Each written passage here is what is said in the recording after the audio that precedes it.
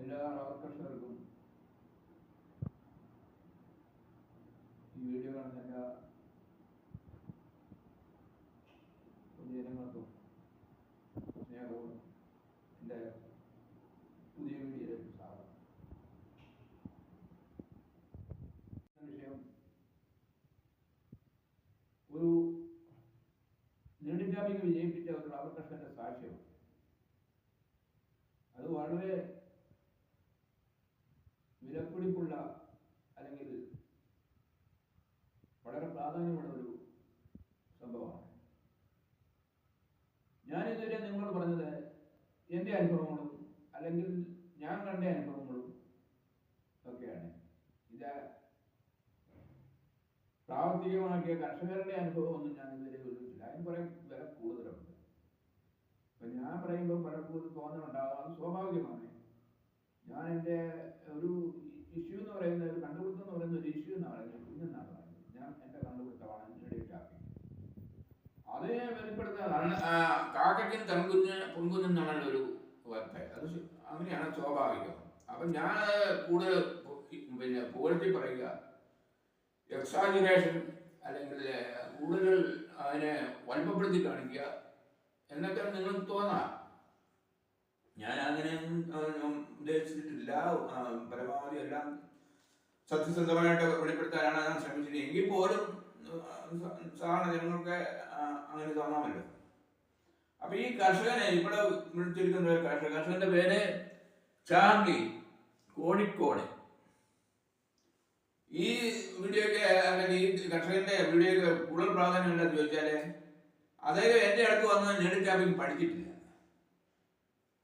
ഞാൻ എൻ്റെ മുൻ വീഡിയോകളിലൊക്കെ പറഞ്ഞിട്ടുള്ള കാര്യമാണ്, എൻ്റെ വീഡിയോ കണ്ടാൽ തന്നെ ബുദ്ധിയുള്ളവർക്ക് എൻ്റെ വീഡിയോ കണ്ടാൽ തന്നെ നെടുങ്കാപ്പിക്ക് ചെയ്യാൻ സാധിക്കും, വിജയിപ്പിക്കാൻ സാധിക്കുമെന്ന് ഞാൻ പലവട്ടം പറഞ്ഞിട്ടുണ്ട്. അതുപോലെ ചെയ്ത ഒരു കർഷകനാണ്. എൻ്റെ അടുത്തൊന്നും വന്ന് ഇവിടെ വന്നില്ല. എനിക്ക് ഈ നെടുങ്കാപ്പിന് ആവശ്യമായ ചാനൽ ബെൽറ്റും കത്തിയും ആവശ്യപ്പെട്ടു. അങ്ങനെ ഞാൻ ആവശ്യപ്പെട്ടു അവർക്ക് കൊടുക്കാൻ കൊറിയർ വഴി അയച്ചിട്ടാണ്. ഇദ്ദേഹത്തിന് കൊറിയറിലൂടെ അദ്ദേഹത്തിന് ഈ സാധനം എത്തിച്ചു കൊടുത്തു. അതിപ്രകാരം ഈ വീഡിയോയിൽ അദ്ദേഹം കണ്ട ഞാൻ പറഞ്ഞു വെച്ച കാര്യങ്ങളൊക്കെ പഠിച്ച് പ്രാവർത്തികമാക്കി തരത്തോടെ താല്പര്യം. ഒരു സാധാരണക്കാരനാണ് എന്ന് വെച്ചാൽ കൂടുതൽ മരങ്ങളൊന്നും ഇല്ല. അപ്പോഴേ അതാണ് അതിൻ്റെ പ്രത്യേകത. അപ്പം നിങ്ങൾ മനസ്സിലാക്കേണ്ട ഒരു കാര്യം ഇല്ല, ഞാൻ പറഞ്ഞത് ശരിയല്ലേ? നിങ്ങൾക്ക് എൻ്റെ വീഡിയോ ശരിക്കും കണ്ട് പഠിച്ച് അവതരിപ്പിക്കാവുന്ന കാര്യമേ ഉള്ളൂ. എൻ്റെ അടുത്ത് വന്ന് പഠിക്കണമെന്നില്ല. പിന്നെ അതിൻ്റെ ഉപകരണം, ഏതൊരു വിദ്യ വിജയിക്കണമെങ്കിൽ അതിന് ആവശ്യമായ ഉപകരണം ആവശ്യമാണല്ലോ. ഒരു തടി വെട്ടി മറിക്കണമെന്നുണ്ടെങ്കിൽ പിച്ചാത്തികൾ പറ്റുകയല്ലോ, അതിന് കോടാലിയോ മഴുവോ ഒക്കെ വേണം. എന്ന് പറഞ്ഞതുപോലെയാണ് ഓരോത്തിനും ഓരോ പ്രവർത്തിക്കാനൊക്കെ വേണ്ട ഉപകരണങ്ങൾ വേണം. എന്നതുപോലെ നെടുങ്കാപ്പിങ്ങിന് ഒരു പ്രത്യേക ഉപകരണമുണ്ട്. അത് ഞാൻ കണ്ടുപിടിച്ചതാണ്. അതിന് നീഡിൽ നൈഫ് എന്ന് പറയും. അതും അതുപോലെ ചാനൽ ബെൽറ്റ് അത് അത്യാവശ്യമാണ്. അതും ആവശ്യമാണ്. അത് ആവശ്യമുള്ളവർക്ക് ഞാൻ കൊറിയർ വഴി അയച്ചു കൊടുക്കുന്നുണ്ട്. കാരണം എന്താണെന്ന് ചോദിച്ചാൽ ഇവിടെ വന്ന് പഠിക്കുക എന്നൊക്കെ പറയുന്നത് എല്ലാവർക്കും ചില സമയ ചെലവും പണച്ചെലവൊക്കെ ആണല്ലോ. അതിനാൽ മാത്രമല്ല, ഇതൊന്ന് പരീക്ഷിച്ച് നോക്കിയ ശേഷം വരാമെന്ന് ചിന്തിക്കുന്നവരും ഉണ്ടല്ലോ. ഇത് വിജയമാണോ പരാജയമാണോ എന്നുള്ളൊരു കണക്കൂട്ടലുണ്ട്.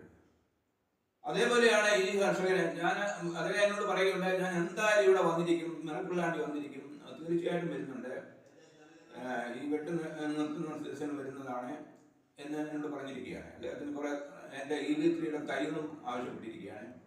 അതിനെ ബുക്ക് ചെയ്യാൻ വേണ്ടി കൂടിയാണ് വരുന്നത്. അപ്പം ഞാൻ പറഞ്ഞു വരുന്ന വസ്തുത ഇതാണ്, ഇതാർക്കും ചെയ്ത് പഠിക്കാവുന്ന വിഷയമാണ്. അത് മുഴുവൻ എന്ന പോലെ ഞാൻ ഈ വീഡിയോയിലൂടെ അവതരിപ്പിക്കുകയാണ്.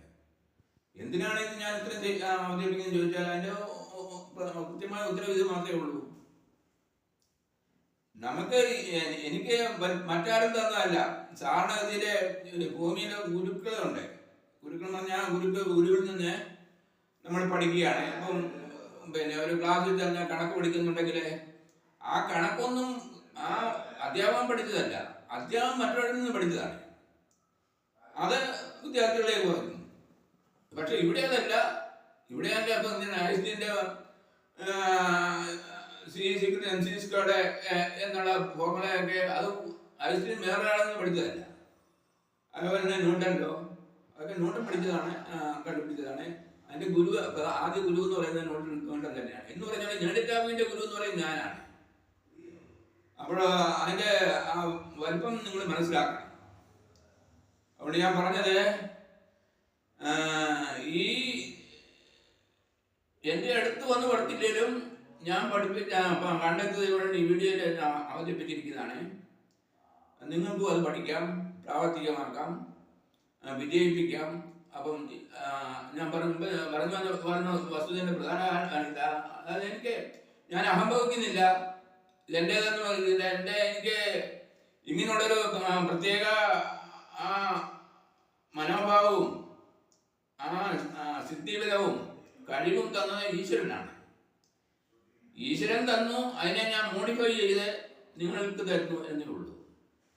പക്ഷേ അതിനൊക്കെ അംഗീകാരമോ പ്രോത്സാഹനമോ ഇവിടെ ഇല്ലെന്ന് മാത്രമല്ല, ഇതിലെ തിരിച്ചാണ് നിരുത്സാഹപ്പെടുത്തുന്ന ഒക്കെ ധാരാളം നമുക്കറിയാമല്ലോ. പല കണ്ടുപിടുത്തക്കാർക്കും ലോകത്തിൽ അനുഭവിക്കുന്നുണ്ട്. ഗിരീജോ തന്നെ ഭൂമി ഉരുണ്ടതാണ്, സൂര്യനാണ് കേന്ദ്രബിന്ദു, അതിനെ ചുറ്റുകയാണ് എന്നൊക്കെ പറഞ്ഞതിന് ജയിലിൽ പിടിച്ചിട്ടു. അദ്ദേഹത്തെ ജീവിതകാലം മുഴുവൻ ജയിലിലാണെന്നും പറഞ്ഞ് അവിടെ കിടന്ന് മരിച്ചതാണെന്നും പറയുന്നുണ്ട്. ആ ലോകമാണ് ഈ ലോകം. ഇന്നും വലിയ മാറ്റങ്ങളൊന്നുമില്ല. എൻ്റെ അനുഭവം അത് തന്നെയാണ് പറയുന്നത്. അപ്പോൾ ഞാൻ വഴിക്കൊന്നും കൂടുതൽ കിടക്കുന്നില്ല. ഞാൻ പിന്നെ എന്തിനാ ഇത്ര കഷ്ടപ്പെട്ട് നിങ്ങൾക്ക് ഇതെല്ലാം അവതരിപ്പിക്കുകയും ചോദിച്ചാൽ നിങ്ങൾക്ക് ഇതിൻ്റെ നന്മയുണ്ടാവണം. ഞാനിത് ക്രിസ്തു പറഞ്ഞതുപോലെ നിങ്ങൾക്ക് കിട്ടിയ വെളിച്ചം ഒരിക്കലും പറയുടെ കീഴിൽ വെക്കാനുള്ളതല്ല, അത് പീഠത്തിൽ വെച്ചാലേ എല്ലാവർക്കും കിട്ടുന്നു. ഞാനത് പീഠത്തിൽ വെച്ച് അവതരിപ്പിക്കുകയാണ്. അതുകൊണ്ട് നിങ്ങൾക്ക് ഇതിൻ്റെ ഗുണഫലം ഉണ്ടാകണം, നന്മയുണ്ടാകണം. അതാണ് എൻ്റെ സന്തോഷം. പിന്നെ എന്ന് വിചാരിച്ച് ഇതെല്ലാം പിന്നെ പണം വേണ്ടേ? പണമില്ലെങ്കിൽ മുന്നോട്ട് പോകാൻ ഊർജ്ജം എന്ന് പറയുന്നത് ഇതാണ്, പണമാണ്. പിന്നെ ഒരു നല്ല വണ്ടിയാണെങ്കിൽ പോലും അത് പെട്രോൾ അല്ലെങ്കിൽ കൂടുതൽ എന്ന് പറഞ്ഞ പോലെ അതിൻ്റെ പ്രധാനമായ ഘടകം പണമാണ്. അതിനുവേണ്ടി ചില നീക്കങ്ങളൊക്കെ ഉണ്ടെന്ന് മാത്രമേ ഉള്ളൂ. ഞാൻ ഒരിക്കൽ ചോദിച്ചാൽ എനിക്ക് കോടീശ്വരനാകണ്ട, കാര്യം ഈശ്വരനാകണമെന്നുണ്ടെങ്കിൽ കോടീശ്വരനാകാൻ പറ്റുകയില്ല.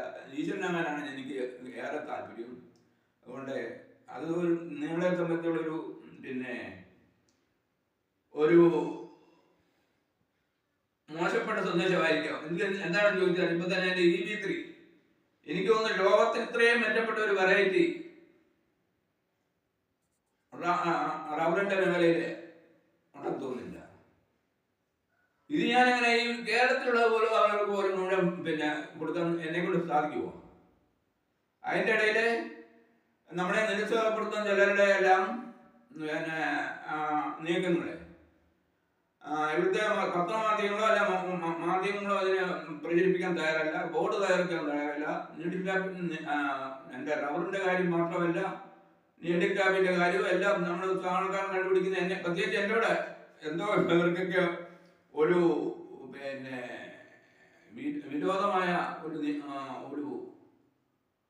ഒരു കാഴ്ചപ്പാടും ഒരു നീക്കമുള്ളതായിട്ട് എനിക്ക് തോന്നിയിട്ടുണ്ട്. അതെന്തോ ആട്ടെ. അപ്പൊ ഞാൻ പറഞ്ഞു വന്നത് ഇത് എങ്ങനെയാ എൻ്റെ കയ്യിലിരിക്കുന്ന ഈ മഹാനിധിയെ ഞാനിത് പിടിച്ചു വെച്ചിട്ട് ഞാനൊരു ഇനി അധികം കാലം എത്ര കാലം ജീവിക്കും? മൺമറയുന്നതിന് മുമ്പേ ഇത് ലോകത്തിന് കൊടുത്തേക്ക് പോകണ്ടേ? അല്ലെങ്കിൽ അതിന്റെ നഷ്ടം എത്ര? ഈ നീഡിക്ടാപ്പിംഗ് എന്ന് പറഞ്ഞ ആ നിധിയുടെ വില എത്രയാ? ഒരു മാണിക്യക്കല്ലിനാണെങ്കിൽ കൂടിയ എത്ര കിട്ടും? 8-10 കോടി രൂപ എന്നൊക്കെ വിചാരിക്കാം. ഇത് എത്ര ലക്ഷം കോടിയുടെയാണ് ഈ നീഡിക്ടാപ്പിംഗ് എന്ന് പറയുന്നത്? ഇതുവരെയുള്ള അനുഭവത്തിന്റെ വെളിച്ചത്തിൽ പറയാനുള്ളത്. അതുകൊണ്ട് ഈ നീഡിക്ടാപ്പിംഗ് മാത്രം മതി കേരളം ഒരു സമ്പന്ന രാജ്യമായിട്ട് മാറാൻ. ഏതാണ്ട് അമേരിക്കയോടൊപ്പം കിടപിടിക്കത്തക്ക രാജ്യത്തിലേക്ക് വളരാൻ ഈ റബ്ബറും അതിൽ പ്രയോഗിക്കാതെ ഈ നീഡിക്ടാപ്പിംഗിന്റെ ഈ പുതുവിദ്യം മതി. അപ്പൊ ഞാൻ പറഞ്ഞു വരുന്ന വീണ്ടും കൂടുതൽ ലഭിക്കുന്നില്ല. നമ്മുടെ ഈ കർഷകന്റെ അനുഭവം കൂടെ ഞാൻ ഉപയോഗിക്കുകയാണ്. അതിൽ പ്രധാനമായിട്ട് വസ്തുത, അദ്ദേഹം എൻ്റെ വീഡിയോ കണ്ട് തനിച്ച് എൻ്റെ നിന്ന് ഇതിൻ്റെ ഉപകരണം മേടിച്ച് ചെയ്ത് വിജയിപ്പിച്ച കാര്യമാണ് പറയുന്നത്. ഞാൻ അദ്ദേഹത്തെ ഒന്ന് വിളിച്ചു നോക്കുകയാണ്. എന്നോട് പറഞ്ഞു, ഞാൻ അത് സാക്ഷ്യപ്പെടുത്താൻ എപ്പോഴും തയ്യാറാണ്. കാര്യം എൻ്റെ സാക്ഷ്യം മറ്റുള്ളവർക്ക് ഉപകരിക്കുമെങ്കിൽ അത് എനിക്ക് സന്തോഷമേ ഉള്ളൂ എന്ന് പറഞ്ഞ് അവർ വിളിച്ചിരിക്കുകയാണ്. പക്ഷെ അത് നേരത്തെ ഞാനിത് അവതരിപ്പിക്കേണ്ടതായിരുന്നു. എൻ്റെ ക്യാമറാമാനെ ചില അസൗകര്യങ്ങളെല്ലാം വന്നത് കാരണം എൻ്റെ വീഡിയോ നീണ്ടു പോയി. അതുകൊണ്ട് അദ്ദേഹം പറഞ്ഞ സമയത്ത് ഇത് അവതരിപ്പിക്കാൻ പറ്റിയില്ല. ഇപ്പം ഞാനൊന്ന് വിളിച്ചു നോക്കുകയാണ്.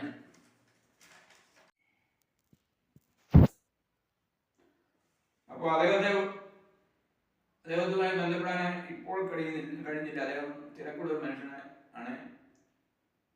അതുകൊണ്ട് അദ്ദേഹത്തിൻ്റെ സാക്ഷ്യം നേരിട്ട് തന്നെ ഞാൻ പിന്നീട് വെളിപ്പെടുത്തുന്നതാണ്. അപ്പോൾ അദ്ദേഹത്തിന്റെ അനുഭവം എന്നോട് പറഞ്ഞ ഇതാണ്. അദ്ദേഹത്തിന് 45 മരങ്ങളുണ്ട്. 105 ഇനത്തിൽപ്പെട്ടതാണ്. 44 വർഷം പ്രായമുള്ള മരങ്ങളാണ്. പിന്നീടുള്ളത് കുറെ ചെറുമരങ്ങളാണ്. ചെറിയ മരങ്ങളുണ്ട്. അങ്ങനെ അതേതാണ്ട് ഒരു ബ്ലോക്കോടും ഉണ്ടെന്നാണ് എന്നോട് പറഞ്ഞത്.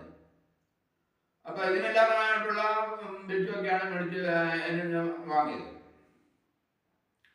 അപ്പൊ അതേ ഈ 45 മരത്തില് ഈ വലിയ മരങ്ങളിലെ ആദ്യം നിന്നും ആരംഭിച്ചു. അതിനുശേഷം ചെറുമരങ്ങളിലേക്ക് ഇടാമെന്നുള്ള ഉദ്ദേശത്തോടെ പോയി. അപ്പൊ 45 മരം അദ്ദേഹം പറയുകയാണ്, 45 പ്രായമായത് കാരണം ഇതിന്റെ അടിപ്പട്ടയ്ക്കൊന്നും കാര്യമായ പാലില്ല. ഒരു കൂടുതലെണ്ണവും മരിച്ചതാണ്. അതുപോലെ ചില മഴയൊക്കെ പിടിച്ചു അങ്ങനെയൊക്കെ ആയിട്ട് നിൽക്കുകയാണ്. കാര്യമായ പാലില്ല. ചിലപ്പം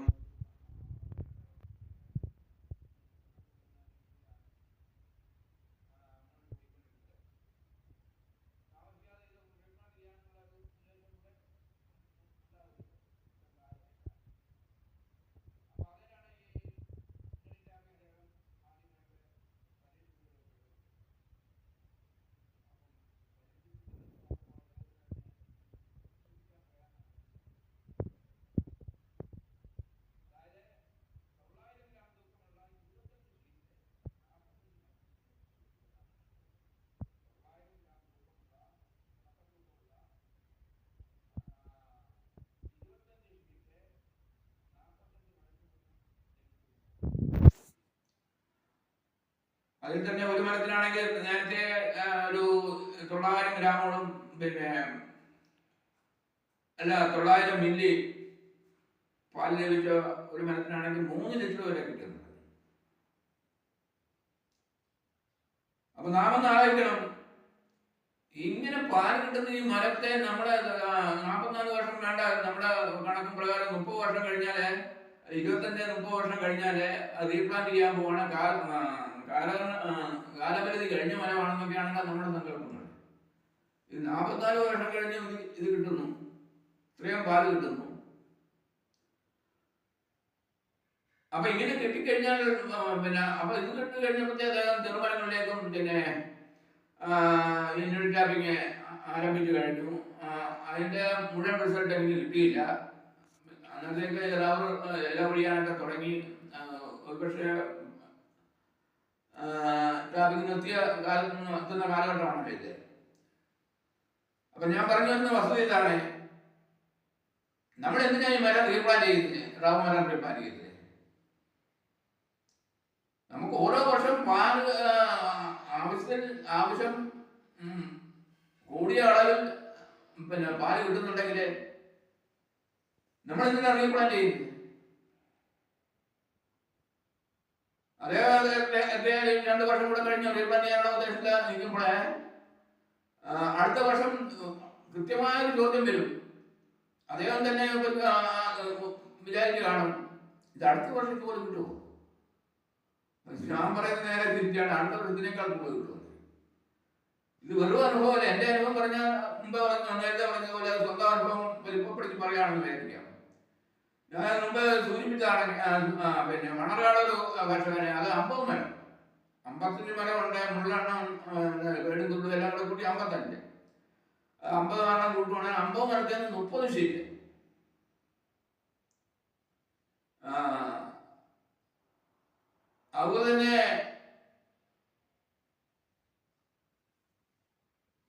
തൊടുപുഴയ്ക്കടുത്ത് മുതലക്കോട് എന്ന സ്ഥലത്ത്, അത് ഞാൻ നേരത്തെ സൂചിപ്പിച്ചതാണ്, ഒരു കർഷകന് 100 മരത്തിൽ നിന്ന് 800 ഗ്രാം തൂക്കമുള്ള 40 ഷീറ്റ്, സോറി, ആദ്യ വർഷം 800 ഗ്രാം തൂക്കമുള്ള 38 ഷീറ്റ്. അപ്പൊ ഇത് കണ്ടപ്പോഴേ ആൾക്കാർ പറഞ്ഞു അത് നല്ല മരമാണ്, ഇത് പ്രായം കൂടിയ മരമാണ്. 2 വർഷത്തിനകം ആദ്യം പറഞ്ഞ 50 മരത്തിൽ 30 ഷീറ്റ് കിട്ടിയെന്ന് പറഞ്ഞത് പ്രായം കൂടിയ മരമാണ്. 2 വർഷം റീപ്ലാന്റ് ചെയ്യാൻ ഉദ്ദേശിച്ച മരമാണ്. അദ്ദേഹം എന്നാൽ ഇതൊന്ന് പരീക്ഷിക്കാൻ വേണ്ടി ഇതൊന്ന് പരീക്ഷിച്ചതാണ്. എൻ്റെ അടുത്ത് നിന്ന് വന്ന് ക്ലാസ് കൂടിയ ശേഷം പരീക്ഷിച്ചതാണ്. അപ്പോഴാണ് അദ്ദേഹത്തിന് 50 മരത്തിൽ 30 ഷീറ്റ് കിട്ടിയത്. അവിടെ നമ്മൾ ആലോചിക്കണം, ഞാൻ വിട്ടുപോയൊരു കാര്യമുണ്ട്. നാട്ടുകാരൊക്കെ പറഞ്ഞ് നിങ്ങൾക്ക് 2 വർഷം വേണ്ട, അടുത്ത വർഷം തന്നെ നിങ്ങൾക്ക് അതിൻ്റെ കടയ്ക്ക് കോടാലി വെക്കാം, ഡബറോട് പറയുന്ന പോലെ കടയ്ക്ക് കോടാലി വെക്കാം പിന്നെ എന്ന് പറഞ്ഞു. പക്ഷേ പിറ്റേ വർഷം കിട്ടിയത് 33 ഷീറ്റ്. 3 ഷീറ്റുടെ കൂടുതലായില്ലേ തൂക്കം കണക്കനുസരിച്ച്. മുതലക്കോടത്തെ കാര്യം പറഞ്ഞാൽ ആദ്യ വർഷം 800 ഗ്രാം തൂക്കമുള്ള 38 ഷീറ്റ് 100 മരത്തിൽ. അവിടെ ഈ സംശയം വരുന്നത് ഒരു വിദഗ്ധ പിന്നെ ടാപ്പറായിരുന്നു, റബ്ബർ കർഷകനായിരുന്നു. അദ്ദേഹത്തിന് സംശയമായിരുന്നു, ഇങ്ങനെ പാലിറങ്ങിയാൽ എങ്ങനെയാ മരം പിന്നെ കേടല്ലേ, ഉണങ്ങിപ്പോകോ എന്നൊക്കെയുള്ള സംശയം വന്നു. അടുത്ത വർഷം പാല് കുറയും തന്നെ കരുതി. പക്ഷെ അടുത്ത വർഷം അത് 40 ഷീറ്റ്, 800 ഗ്രാം തൂക്കമുള്ള ഉണക്കത്തൂക്കമുള്ള 40 ഷീറ്റ്. അതുപോലെ തന്നെ ഞാൻ എൻ്റെ ആദ്യ വീഡിയോയിൽ നമ്മുടെ പിന്നെ കർഷക രാജനായ കാർഷിക രംഗത്ത് വളരെ പേരെടുത്ത നമ്മുടെ മുൻ മന്ത്രി പി.ജെ. ജോസഫിൻ്റെ തോട്ടത്തിൽ, അവിടെ ഞാൻ ഈ പറഞ്ഞ പോലെ 150 മരത്തിൽ പിന്നെ അത് പരീക്ഷിച്ച് നോക്കാൻ 150 മരം എനിക്ക് വിട്ടു തന്നു. അവിടെ 150 മരത്തിൽ ഓരോ വർഷവും ഞാൻ തുടക്കം മുതലേ നെടിച്ചാപ്പിക്കാണ്. ഓരോ വർഷം പാല് കൂടി അത് ഒരു 5 വർഷത്തിന് അഞ്ചാം വർഷമായിട്ട് അത് ആരംഭിച്ചു. അത് 5 വർഷം കൂടെ കിട്ടിയപ്പം അവിടെ 25 sheet, 30 sheet, 35 sheet, 40 sheet, 45 sheet വരെ ആയി. 45 ഷീറ്റ് ടാപ്പ് ചെയ്ത ആളിപ്പം പിന്നെ അന്ന് കണ്ണൂർ ജില്ലയിലുണ്ട്. അദ്ദേഹം പറഞ്ഞിങ്ങനെയാണ്, ഞാൻ എന്നെ പപ്പാന്ന് വിളിക്കുന്നത്, ഞാനിത് ചെയ്തിരുന്നെങ്കിൽ 45 ഷീറ്റ് കിട്ടും, പുള്ളി കിട്ടിയപ്പോൾ അത് 43 ഷീറ്റ് വരെ കിട്ടി. അപ്പൊ അതെന്ത് വേണ്ട, 41 അല്ലെങ്കിൽ 45. അപ്പൊ നിങ്ങൾ മനസ്സിലാക്കേണ്ട ഇതാണ്, നെഡിൽ ടാപ്പിംഗ് വേണ്ട പോലെ ചെയ്യുകയാണെങ്കിൽ ഓരോ വർഷം പാല് കൂടുതലേ ഉള്ളൂ. പിന്നെന്താ നമ്മൾ റീപ്ലാന്റ് ചെയ്യുന്നത്? അതുകൊണ്ടാണ് ഞാൻ പറയുന്നത്, നെഡിൽ ടാപ്പിങ്ങിലൂടെ നമ്മൾ മരത്തിന്റെ ആയുസ് 100 വർഷം അതിൽ കൂടുതൽ ആക്കാൻ സാധിക്കുന്നത്.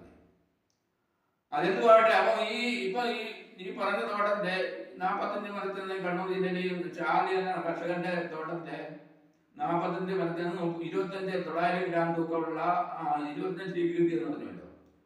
അപ്പം അദ്ദേഹം വിചാരിക്കും സ്വാഭാവികമായിട്ടും അടുത്ത വർഷത്തിലേക്ക് കിട്ടുകയില്ല.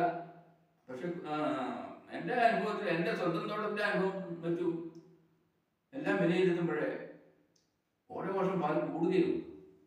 അത് വേണ്ട പോലെ ചെയ്യണമെന്നുള്ളതാണ് എൻ്റെ അർത്ഥം, എൻ്റെ പ്രാധാന്യം. അപ്പം ഈ തോട്ടത്തിന്റെ കാര്യത്തിൽ ഞാൻ പറയാം.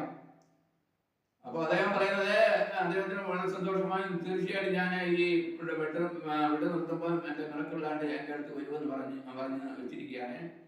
ഒരുപക്ഷെ അദ്ദേഹം വീട്ടിൽ വരുമ്പോഴേ ഞാൻ ഒന്നുകൂടെ വീഡിയോ പിടിച്ച് അദ്ദേഹത്തിന്റെ അഭിപ്രായം ഒന്നുകൂടെ ഞാൻ അവതരിപ്പിക്കുന്നതാണ്. അതുകൊണ്ട് ഞാൻ പറഞ്ഞു വന്ന വസ്തുത ഇതാണ്, നെഡിൽ ടാപ്പിംഗ് നിങ്ങൾക്ക് ഒരു തരത്തിലും പേടിക്കേണ്ട കാര്യമില്ല. ഇനി അഥവാ പേടിയുണ്ടെങ്കിൽ, ഞാൻ മുമ്പ് ഒരു ചരിത്രം പറഞ്ഞു, അല്ലെങ്കിൽ ഒരു സംഭവം പറഞ്ഞു. ഞാൻ പറഞ്ഞല്ലോ, എൻ്റെ നെഡിൽ ടാപ്പിംഗ് ഞാൻ ആരംഭിച്ചിട്ട് ഇപ്പൊ ഏതാണ്ട് 10-30 വർഷത്തോളം ആയിരിക്കുന്നു. അപ്പം 15 ദിവസം കൂടുമ്പോൾ അന്ന് തൊടുപുഴയ്ക്കടുത്ത് പുറപ്പുഴയില് പരിശീലന ക്ലാസ് നടത്തിയിരുന്നു. അതിന്റെ പ്രാക്ടിക്കല് മന്ത്രി പി ജോസഫിന്റെ തോട്ടത്തിലായിരുന്നു നടത്തിക്കൊണ്ടിരുന്നത്. അപ്പം മലബാർ മേഖലയിൽ നിന്നുള്ള ആൾക്കാരൊക്കെ ടാപ്പിംഗ് പഠിക്കാൻ വരുന്ന ഈ പുറപ്പെടുകയായിരുന്നു. ആ കൂട്ടത്തില് കാഞ്ഞങ്ങാട് എന്നൊരു കർഷകൻ വരികയുണ്ടായി. ഞാൻ അന്നത്തെ ക്ലാസ്സിൽ പറയുന്നത്, അന്ന് ഞാൻ ഒരു പട്ട കെട്ടാനാണ് പറഞ്ഞത്, ഇന്നാണ് 4 പട്ടയിലേക്ക് വന്നത്. ഒരു പട്ട വെട്ടിയാൽ ഇന്ന് വയറ്റിലാണ് ക്ലാസ് കൊടുത്തിട്ടുണ്ട്. ഒരു പട്ട നിങ്ങൾക്ക് മനസ്സിലാക്കിയുള്ളത് പകുതി ചുറ്റുള്ള ഇപ്പോഴത്തെ ടാപ്പിക്കുന്ന പോലെ ഒറ്റപ്പട, ഒരു മരത്തുപട്ട, അന്നും കമുത്തുപട്ട ഒന്നും പിന്നെ വെട്ടാൻ പറഞ്ഞില്ല. ഒരു മരത്തുപട്ടയും നെടു ടാപ്പിങ് ചെയ്യുക. അപ്പം പകുതി ചുറ്റുള്ള മരത്തുപട്ടയൊക്കെ അങ്ങനെയാണ് പറഞ്ഞത്. അപ്പൊ ഞാൻ ആ ക്ലാസ്സിൽ പ്രത്യേകം പറഞ്ഞ ഒരു കാര്യമുണ്ടായിരുന്നു, നിങ്ങളെ സംശയം ഉണ്ടെങ്കിൽ ഒരു 25, 30 അല്ലെങ്കിൽ 50 മരത്തെ നിങ്ങൾ ആരംഭിക്കുക. 6 മാസം അല്ലെങ്കിൽ 1 വർഷം ആയി കഴിയുമ്പോൾ നിങ്ങൾക്ക് ബോധ്യമാകും പരാജയമാണ് വിജയമാണ്. ഒരു കണ്ടീഷൻ പ്രത്യേകം ശ്രദ്ധിക്കണം, ഇത് ഞാൻ പറഞ്ഞതൊക്കെ ചെയ്യണം. അപ്പം അതിനാവശ്യമായ കത്തിയും പറ്റുമൊക്കെ നിങ്ങൾക്ക് ഇവിടുന്ന് പിന്നെ ലഭിക്കുന്നതാണ് എന്നൊക്കെ അന്നത്തെ ക്ലാസ്സിൽ രീതി. ഈ കാഞ്ഞങ്ങാട് എന്നൊരു കർഷകന്, ഒരു ജോർജ് എന്ന പേരിലുള്ള ഒരു കർഷകൻ അവിടെ വന്നു. അദ്ദേഹം ഈ പറഞ്ഞ 25 മരത്തിനുള്ള ബെൽറ്റും ഒരു കത്തിയും വാങ്ങിക്കൊണ്ടു പോയി ക്ലാസ്സിന് ശേഷം. പിറ്റേ വർഷം അദ്ദേഹം വീണ്ടും വന്നിരിക്കുന്നു. എന്നോട് പറയാണ്, സാറ് പറഞ്ഞ മുഴുവൻ ശരിയാണ്, അതുകൊണ്ട് വിളിക്ക മൊത്തം 1200 മരങ്ങളുണ്ട് ടാപ്പ് ചെയ്യുന്നത്. അതിനാവശ്യമായ ബെൽറ്റും ഒരു 2 കത്തിയും കൂടെ വേണം, 2 കത്തിയും കൂടെ വേണം, അതും കൂടെ മേടിച്ചിട്ട് പോയത്. ചുരുക്കി പറഞ്ഞാല് അത് ഇത്രയും പിന്നെ റബ്ബറൊക്കെ ഉണ്ടായിട്ട് പോലും അദ്ദേഹം ഒരു കടക്കണിക്കൽ ചാടിയ മട്ടിലായിരുന്നു. കാരണം അദ്ദേഹം ഒരു ഹാർട്ട് പേഷ്യൻ്റാണ്. അതിന്റെ ചികിത്സയ്ക്കും മറ്റും അതിൻ്റെ ഒരു പിന്നെ അതുപോലെ മകന്റെ വിദ്യാഭ്യാസം, മകൻ ഉയർന്ന നിലയിലെ വിദ്യാഭ്യാസം നേടി, പക്ഷെ ജോലിയായില്ല. അങ്ങനെയെല്ലാം ആയിട്ട് ഒരു സാമ്പത്തിക പ്രതിസന്ധി വന്ന് പെട്ടുകിടക്കുകയായിരുന്നു. അവർ മടിച്ചില്ല, അവർക്ക് അവാർഡ് കൊടുക്കേണ്ടതാണ്. കാര്യം വെച്ചാൽ അതാണ് അവർക്ക് കർഷകരായാലും കാണേണ്ട ഒരു മാതൃകയാണ്. അവരുടെ മരം വെട്ടാൻ ഒരു ടാപ്പിങ്ങാരെയും കിട്ടുകയില്ല. എന്നാ വേണ്ട, ഞങ്ങൾ തന്നെ വെട്ടാമെന്ന് പറഞ്ഞ് ഇദ്ദേഹത്തിന്റെ ജോലിയുടെ ഭാര്യ, അതിന്റെ മൂത്ത മകനെ, പിന്നെ ഈ ജോർജ് എന്ന് പറയുന്ന ആളെ ഗവർണാളൻ ടാപ്പിങ് കൂടുതൽ ചെയ്യുകയില്ല. കാരണം ടാപ്പിങ്ങിന്റെ ബുദ്ധിമുട്ടാണ്. ഒട്ടുപൊളി വലിക്കാനും ചേട്ട മാറി വെക്കാനും മറ്റുമായിട്ട് കൊടുക്കും. ബാക്കി 2 പേരെ പിന്നെ അമ്മയും മകനും കൂടെ ടാപ്പിങ് നടത്തും. ഞാൻ കൂടെ ഇതിനെപ്പറ്റി ശ്രദ്ധിച്ചുകൊണ്ടിരുന്നു, ഇദ്ദേഹത്തിന് എങ്ങനെയുണ്ടെന്ന്. അദ്ദേഹം പറയുകയാണ്, നേരത്തെ 400 മരം വെട്ടിയാല് കൂടിയ സമയത്ത്, പാല് കൂടിയ സമയത്ത് പിന്നെ 40 ഷീറ്റ് വരെ കിട്ടിയ സ്ഥാനത്ത് നെടിക്കാപ്പി ചെയ്ത ചിലപ്പോൾ 800 ഗ്രാമിന്റെ 85 ഷീറ്റ് വരെ ലഭിച്ചു. അപ്പം ചുരുക്കി പറഞ്ഞാൽ ഒറ്റ വർഷം കൊണ്ട് അവരുടെ സാമ്പത്തിക പ്രതിസന്ധി അവർ പരിഹരിക്കും. മാത്രമല്ല, മകനെ വിദേശത്ത് പോയി പഠിക്കാനുള്ള പോകാൻ കുറെ പണം തുടക്കത്തിൽ ആവശ്യമാണല്ലോ, പ്ലെയിൻ ടിക്കറ്റും എല്ലായൊക്കെ, അതെല്ലാം സമാഹരിക്കാനും പറ്റി. അതുകൊണ്ട് ഞാൻ പറഞ്ഞു വന്ന വസ്തുത ഇതാണ്, പ്രധാന വസ്തുത ഇതാണ്. ഈ നെടിറ്റാപ്പിംഗ് എന്ന് പറയുന്ന ഒരിക്കലും നമുക്ക് പിന്നെ വിനയായിട്ട് വരുമെന്നോ പലതും പറയുന്നു. ഉള്ള കഞ്ഞി പാറ്റാചാടുന്ന ഏർപ്പാടാണോ, ഇങ്ങനെ പലതും പറയാനുണ്ട്. ഈ മറ്റു പല വിദ്യകളും ഞാൻ ഇതിനു മുമ്പ് തന്നെ യൂണിറ്റാപ്പും കണ്ടുപിടിച്ച് ഇവിടെ പ്രചരിപ്പിച്ചതാണ്. അതിനൊന്നും ഇതുവരെ എതിർപ്പ് വന്നില്ല. എന്തുകൊണ്ടാണ് നെടിറ്റാപ്പിംഗ് ഇത്ര എതിർപ്പ് വരാൻ കാരണം എന്ന് ചോദിച്ചാൽ അതിന് പല കാര്യങ്ങളുണ്ട്. പ്രധാന കാര്യം എന്ന് പറയുന്നത് പിന്നെ നമ്മുടെ റബ്ബർ ബോർഡ് തന്നെയാണ്. പിന്നത്തെ കാര്യം എന്താണെന്ന് ചോദിച്ചാല്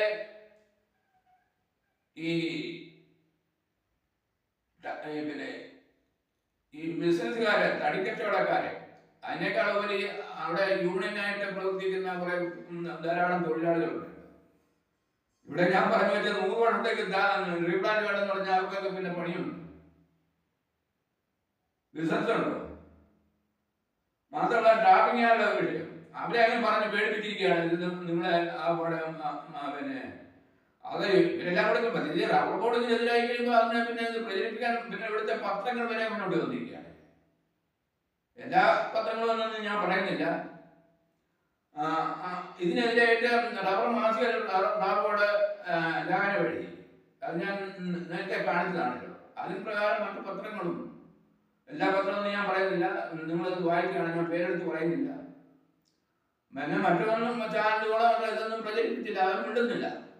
ഇങ്ങനെയെല്ലാം വന്നപ്പോൾ നമ്മുടെ വീണ്ടും ടാപ്പിങ് ഇവിടെ എൻ്റെ പ്രചാരണം നടത്തി. പക്ഷെ ഒറ്റ കാര്യം ഞാൻ പറയാം, ഞാൻ വീഡിയോ ഇറക്കുന്നതിന്റെ പ്രധാന ഉദ്ദേശം ഇവിടെ വൃത്തിയുള്ള കർഷകരുണ്ട്. അതിലൊരു കർഷകനാണ് ഈ ചാവി. അദ്ദേഹം നമുക്ക് ഏത് മനുഷ്യനും ഇത് കണ്ടാ മനസ്സിലാക്കത്തേ. ഞാൻ കാര്യകാരണം പിന്നെ റബ്ബർ മരത്തിലെ പിന്നെ വെട്ടിക്കാണിച്ചും എല്ലാം വിരിച്ചിട്ടുണ്ട്. വാസ്തവത്തിൽ എൻ്റെ മുമ്പേ ഞാൻ പറഞ്ഞു എനിക്ക് പണം വേണമെന്നുണ്ടെങ്കിൽ ഞാൻ അതൊന്നും ഉണ്ടായിരുന്നു. എൻ്റെ അടുത്ത് വന്ന് പറഞ്ഞു ഞാൻ ഇപ്പോഴാണ് ഒരു ക്ലാസ് 750 രൂപ മേടിക്കുന്നത്, പിന്നെ എൻ്റെ സാധനം നമുക്ക് ധാരാളം പൈസ ഉണ്ടാക്കാം. ഞാൻ അങ്ങനെ കാണുന്നില്ല. എനിക്ക് കിട്ടിയില്ലെങ്കിലും നിങ്ങളൊക്കെ റബ്ബർ കർഷകരെ ഇക്കാര്യത്തിൽ ധാരാളമായിട്ട് സാമ്പത്തിക നേട്ടം ഉണ്ടാക്കണം. ഈ പരാജയപ്പെട്ടിരിക്കുന്ന റബ്ബർ കൃഷി ഇവിടെ നിലനിൽക്കണം, പൂർവാധികം മെച്ചപ്പെട്ട നിലയിലേക്ക് വളരണം. അതാണ് എൻ്റെ ഉദ്ദേശം. അതിലൂടെ നമ്മുടെ കേരളം വളരുന്നു, നമ്മുടെ നാട് സാമ്പത്തികമായി വളരുന്നു. അതുകൊണ്ട് ഞാൻ അതിനെപ്പറ്റി ഒന്നും കൂടുതലായിട്ട് ഇപ്പം വിവരിക്കുന്നില്ല. ഞാൻ പറഞ്ഞു വന്ന വസ്തുത ഇതാണ്. ഈ ഒരൊറ്റ പേടി നിങ്ങളെ ബാധിച്ചിട്ടുണ്ട്, ബാധിക്കുന്ന എനിക്കറിയാം. ഉള്ള കഞ്ഞി കൂടെ പാറ്റാകുമോ? അതാണ് ചോദ്യം. ഇത് കാര്യം വില കുറഞ്ഞാലും ഉള്ളത് ചെട്ടിപ്പറിക്കുകയാണെങ്കിൽ നമ്മുടെ കഞ്ഞി കുടിക്കുന്നത് റേഷൻ മേടിക്കുന്ന എല്ലാം സാധാരണക്കാരാണ്. 8 ലക്ഷം ചെറുകിട കർഷകരോടൊന്നാണ് പറയുന്നത്. അവർക്ക് വേറെ മാർഗമില്ലാത്തവർ ഇതുവരെ ആശ്രയിച്ചാണ് കഴിക്കുന്നത്. അതിൻ്റെ അവിടുത്തെ ഇപ്പൊ ഈ വർഷം ഇങ്ങനെ കിട്ടി നിർത്തി അറിയാം, അടുത്ത വർഷത്തിന് പകുതി പോലും കിട്ടുന്നില്ലെങ്കിലേ അവസരം ഉണ്ടാവും. റബ്ബർ ബോർഡ് അങ്ങനെയൊക്കെയാണല്ലോ പറയുന്നത്. ആ സംശയത്തിന് അവരവിടെ ഒന്ന് വിളിച്ചു ചോദിച്ചാൽ അവരുടെ ഏതാണ്ട് ഇതേ രീതിയിൽ സംസാരിക്കുകയുള്ളൂ. അതുകൊണ്ട് ഇന്ന് പ്രിയപ്പെട്ട റബ്ബർ കർഷകരെ എനിക്ക് പറയാനുള്ളത് ഇത് മാത്രമാണ്. ഞാൻ പറയുന്നത് നിങ്ങൾ 100% കണ്ണടച്ച് വിശ്വസിക്കണമെന്നില്ല. അതുപോലെ റബ്ബർ ബോർഡും മറ്റ് പത്രമാക്കിയുള്ളതെല്ലാം പറയുന്നത് അതുപോലെ വിശ്വസിക്കുന്നില്ല. നിങ്ങളൊന്ന് പരീക്ഷിച്ച് നോക്കേ. അത് കാഞ്ഞങ്ങാട് കർഷകരോട് പറഞ്ഞതുപോലെ 25 വർഷം നിങ്ങളൊന്ന് പരീക്ഷിച്ച് നോക്കിയാലേ നിങ്ങൾ തന്നെ ബോധ്യമാകും. ഏറ്റവും വലിയ ഗുരു എന്ന് പറയുന്നത് അനുഭവമാണ്. എന്നേക്കാൾ വലിയ ഗുരു എന്ന് പറയുന്നത് അനുഭവമാണ്. ഇപ്പൊ ഈ ചാളി പിന്നെ കർഷകനെ കോഴിക്കോട് തന്നെ അദ്ദേഹത്തിന്റെ ഗുരു അദ്ദേഹം കണ്ട അനുഭവമാണ് അദ്ദേഹത്തെ ഇതിലേക്ക് പിന്നെ വീണ്ടും തുടരാനായിട്ട് ചെറുമരങ്ങളിലേക്ക് തുടരാൻ പ്രേരിപ്പിച്ചത്. അപ്പൊ അനുഭവമാണ് ഏറ്റവും വലിയ ഗുരു. അതുകൊണ്ട് ഈ അനുഭവം നിങ്ങൾ ഒന്ന് പരീക്ഷിച്ച് നോക്കുക, ഒന്ന് ചെയ്ത് നോക്കുക.